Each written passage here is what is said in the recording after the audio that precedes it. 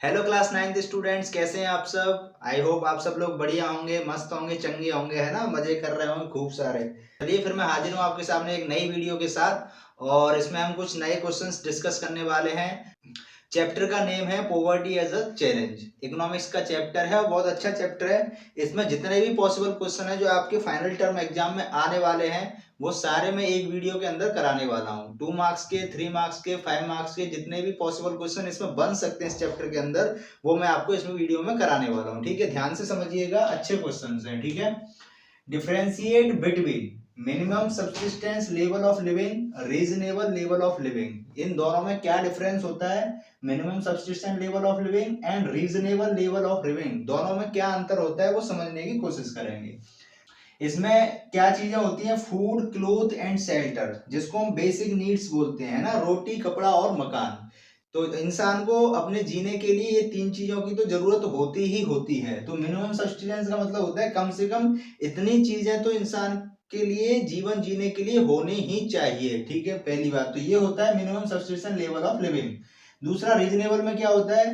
Reasonable में ये 3 चीजें तो आपकी होंगी ही, बेसिक नीड्स वाली तो आपकी होंगी, साथ में हेल्थ केयर, एजुकेशन और जॉब सिक्योरिटी ये भी मिल जाए तो सोने पे सुहागा हो जाए। वो वाली बात होती है ना, चेरी ऑन द केक वाली बात होती है। मतलब बेसिक नीड तो चाहिए ही चाहिए, इसके साथ में ये सारी सुविधाएं भी मिले।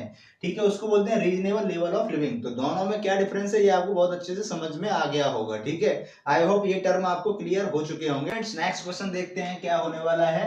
Which social and economic groups are more vulnerable to poverty? vulnerable group से मीनिंग ये होता है कि जो जिनको देखकर ऐसा लगता है कि ये भविष्य में गरीब होने वाले हैं, मतलब और ज्यादा गरीब हो जाएंगे, है ना, और ज्यादा इनकी कंडीशन खराब हो जाएगी, उनको बोलते हैं vulnerable to poverty। ठीक है, की पॉइंट्स देखते हैं कि इस क्वेश्चन में क्या लिख सकते हैं और क्या लिखना चाहिए, है ना। तो पहला मैंने लिखा है the social groups which are more vulnerable to poverty are, कौन से हैं, है ना। पहला तो आपका शेड्यूल कास्ट है ना। दूसरा शेड्यूल ट्राइब्स है। ठीक है, शेड्यूल कास्ट और शेड्यूल ट्राइब बहुत ज्यादा वल्नरेबल होते हैं टू पॉवर्टी।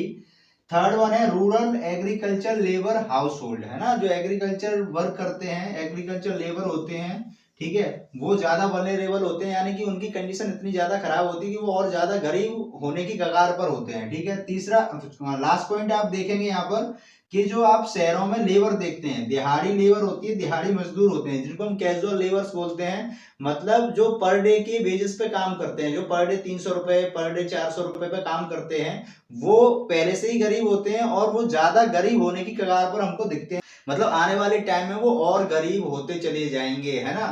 तो ये कुछ पॉइंट्स हैं जो आप इसके अंदर लिख सकते हो, कौन से ग्रुप हैं जो ज्यादा वल्नरेबल है टू पॉवर्टी। ठीक है भाई, तो ये जो मैं क्वेश्चन बता रहा हूँ 2 मार्क्स का क्वेश्चन है। इससे पहले मैंने जो बताया था वो भी आपका 2 मार्क्स का क्वेश्चन है, तो इसमें ज्यादा ऐसा बताने के लिए कुछ जरूरी नहीं है। ठीक है, इतना लिख दोगे इनफ हो जाएगा। तो चलिए स्टूडेंट्स नेक्स्ट क्वेश्चन देखते हैं क्या है। Next question, explain methods to estimate poverty line, है ना। पॉवर्टी लाइन को एस्टिमेट करने के क्या मेथड है वो आपको बताने हैं। ठीक है, पॉवर्टी लाइन होता क्या पहले वो समझते हैं थोड़ा सा। देखो हमारे इंडिया के अंदर ना 2 पॉवर्टी लाइन रखी गई हैं। 2 पॉवर्टी लाइन से मतलब क्या है, एक है बीपीएल और एक है एपीएल। ठीक है, बीपीएल का मतलब होता है बिलो पॉवर्टी लाइन, मतलब जो व्यक्ति गरीब है ना, वो बिलो पॉवर्टी लाइन आता है। जो व्यक्ति हमारे इंडिया के अंदर गरीब है ना, जिसको गरीब माना जाता है, गरीब कैटेगरी में रखा जाता है, वो बीपीएल के अंदर आता है। और जो व्यक्ति अमीर, मतलब इनसे थोड़ा अच्छा माना जाता है, अच्छी कंडीशन में माना जाता है, उसको हम एपीएल के अंदर रखते हैं। तो ये वो लाइन है जिससे डिसाइड होता है कि कौन एपीएल में है कौन बीपीएल में है। तो इसको इस तरीके से समझ सकते हैं। ठीक है, अब यहाँ पर इसको डिसाइड कैसे करें कौन गरीब है कौन अमीर है, तो उसके 2 मेथड यहाँ पर दिए गए हैं। क्या है? पहला है इनकम मेथड। तो इनकम मेथड में क्या है कि अकॉर्डिंग टू 2010 और 11 जो सेंसस हमारा था, उसके डाटा के अकॉर्डिंग अगर हम बात करें तो इसमें 816 रुपीज गांव के व्यक्ति के लिए रखा गया कि गांव के व्यक्ति अगर 816 रुपीज पर डे कमाता है, ठीक है, तो वो अबव पॉवर्टी लाइन है, मतलब इस गरीबी रेखा से ऊपर है। ठीक है, और अगर वही व्यक्ति शहर के अंदर 1000 रुपए पर डे कमा लेता है तो वो भी पॉवर्टी लाइन के ऊपर है। ठीक है, अगर कोई व्यक्ति 816 रुपए से कम कमाता है, ठीक है, और 1000 रुपए से कम कमाता है, तो वो लोग क्या है, बीपीएल के अंदर आएंगे, बिलो पॉवर्टी लाइन आएंगे, मतलब इस लाइन से नीचे आएंगे, और जो इतने रुपए से ज्यादा कमाते होंगे, इधर ज्यादा कमाते होंगे, इधर ज्यादा कमाते होंगे, वो एपीएल में आएंगे, ठीक है, यानी कि इस लाइन से ऊपर चले जाएंगे, ठीक है भाई। तो ये था इनकम मेथड, जिससे हम पता कर पा रहे थे कौन बीपीएल में आएगा, कौन एपीएल में आएगा, ठीक है। दूसरा मेथड रखा गया कंजम्पशन मेथड, ठीक है। कंजम्पशन मेथड मतलब कि कैलोरीज की बेसिस पे, कि कितने कि कोई भी एक पर्सन कितनी कैलोरीज कंज्यूम करता है पर डे में। तो रूरल एरियाज के लिए 2400 कैलोरीज पर पर्सन पर डे रखी गई, कि 2400 कैलोरी 2400 कैलोरीज अगर कोई एक व्यक्ति एक दिन के अंदर कंज्यूम करता है रूरल एरियाज में, तो वो एपीएल के अंदर आएगा, है ना। इसका मतलब वो स्टैंडर्ड ऑफ लिविंग उसका सही है, इसलिए वो कंज्यूम कर पा रहा है। भाई खाना कहाँ से आएगा, पैसे से आएगा ना, पैसा आपके पास है तो आप मार्केट से खाना खरीद कर ला पाओगे और अच्छे से उसको खा पाओगे, है ना। जब खाओगे तभी तो हम कैलोरी काउंट कर पाएंगे, जब खाओगे तो कैलोरी काउंट कहाँ से होंगी, ठीक है। फिर अर्बन के लिए इसी को हमने रखा 2100, ठीक है। 2100 क्यों रखा, अब इसमें ये अंतर देखने को मिलता है। यहाँ पर जो था इनकम गांव वालों की कम थी और शहर वालों की ज्यादा थी, लेकिन यहाँ पर कैलोरी गांव वालों की ज्यादा है और शहर वालों के लिए कम है। क्यों, क्योंकि गांव वाले जो लोग होते हैं थोड़ा फिजिकली ज्यादा वर्क करते हैं, बट शहर वाले कंपैरेटिवली थोड़ा कम वर्क करते हैं फिजिकली, है ना। तो इस वजह से 2100 कैलोरी इनकी रखी गई, ठीक है। अगर कोई व्यक्ति शहर में रहकर 2100 कैलोरी पर डे कंज्यूम कर लेता है, इसका मतलब वो बीपीएल से ऊपर, यानी इस लाइन से ऊपर रखा गया, एपीएल के अंदर रखा गया। तो ये दो मेथड है, एक इनकम मेथड है और एक कंजम्पशन मेथड है। आप इसी तरीके से आप आंसर को लिखोगे, और लेकिन इसको इलेबोरेट करके लिखोगे, सेंटेंस, जैसे ये मैंने पॉइंट बता दिया तो इसको आप एक सेंटेंस की फॉर्म में लिखोगे। ये पॉइंट्स मैंने बता दिया आपको, इनको सेंटेंस की फॉर्म में लिखोगे, ऐसे ही लिखकर नहीं छोड़ दोगे, ठीक है। 3 मार्क्स का क्वेश्चन है, अच्छा क्वेश्चन है, इसकी आने की पूरे पूरे चांसेस है, ये ध्यान रखिएगा इस बात को, ठीक है। चलिए भाई नेक्स्ट क्वेश्चन समझिए क्या है। Explain the principle measures taken in Punjab and Kerala to reduce poverty. Punjab और केरल के अंदर पॉवर्टी यानी गरीबी को कम करने का इंपॉर्टेंट स्टेप्स वहां पर ली गई, ठीक है।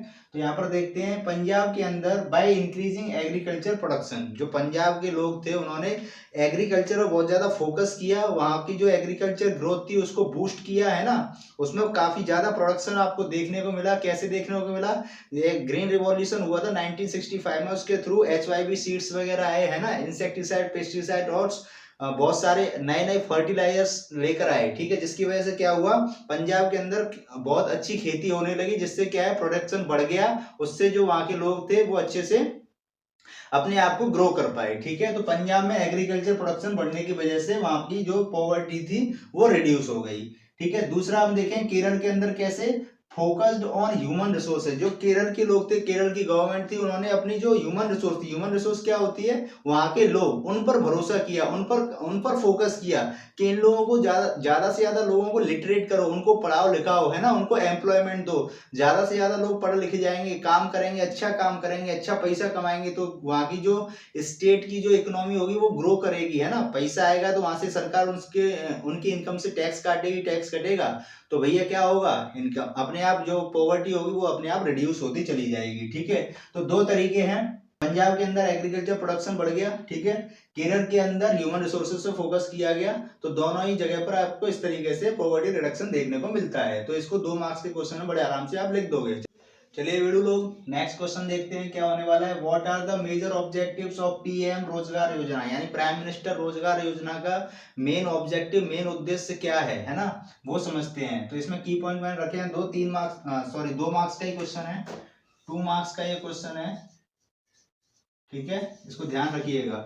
मेन ऑब्जेक्टिव क्या था वो समझिए, to create self employment opportunity for educated unemployed youth in rural areas और स्मॉल टाउन्स। इसमें क्या करना चाहते थे, पीएम रोजगार योजना के थ्रू क्या करना चाहते थे, सेल्फ एम्प्लॉयमेंट अपॉर्चुनिटी क्रिएट करना चाहते थे। किसके लिए, जो हमारे युवा हैं, है ना, जो यूथ है हमारी कंट्री का, उसके लिए। वो पढ़ा लिखा भी है लेकिन घर पे बैठा हुआ, वेला पड़ा हुआ है ना, कुछ नहीं कर रहा, सिर्फ रील्स को स्क्रॉल करता जा रहा है ना, यूट्यूब पर शॉर्ट्स देखता चला जा रहा है, फोन पकड़ के ऐसे देखता चला जा रहा है, देखता चला जा रहा है, देखता चला जा रहा है, रुक ही नहीं रहा है। तो वो उसको रोकने के लिए कि भाई बेड पे से खड़ा हो जा, है ना, यहाँ पर कुछ नहीं होने वाला, कुछ बाहर निकल, कुछ काम कर, कुछ खुद से कर, है ना।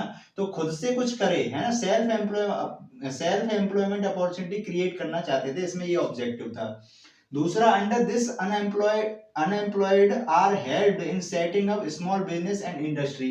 इस योजना के थ्रू क्या था, जो अनएम्प्लॉयड यूथ था उनको मदद की जा रही थी ताकि वो अपना कोई स्मॉल बिजनेस या फिर कोई स्मॉल इंडस्ट्री सेटअप कर सकें, जिससे कि उन्हें काम मिल सके और उससे कुछ 2-4 पैसे कमाकर अपनी जिंदगी चला सके, है ना, अपनी जो बेसिक रिक्वायरमेंट है उनको फुलफिल कर सकें। ठीक है भाई, 2 मार्क्स का क्वेश्चन है, आपको समझ में आ गया होगा। चलिए स्टूडेंट्स, नेक्स्ट क्वेश्चन देखते हैं। Write a short note on prime minister Gramodaya Yojana, है ना, प्रधानमंत्री ग्रामोदय योजना के बारे में समझते हैं ये क्या है। ठीक है, तो इसमें की पॉइंट है, देखो सबसे पहले जो प्रधानमंत्री ग्रामोदय योजना थी ना, वो 2000 में लॉन्च की गई थी, है ना, 2000 में इंट्रोड्यूस किया गया था इसको। ठीक है, अब इसका ऑब्जेक्टिव क्या था, उद्देश्य क्या था इसको लेकर आने का। Objective to focus on village level development in 5 critical area. गांव में 5 एरियाज में विकास करने के लिए इस योजना को लेकर आया गया था। अब वो 5 एरियाज कौन कौन से हैं? पहला है प्राइमरी हेल्थ, है ना, लोगों के लिए स्वास्थ्य सुविधाएं उपलब्ध कराना।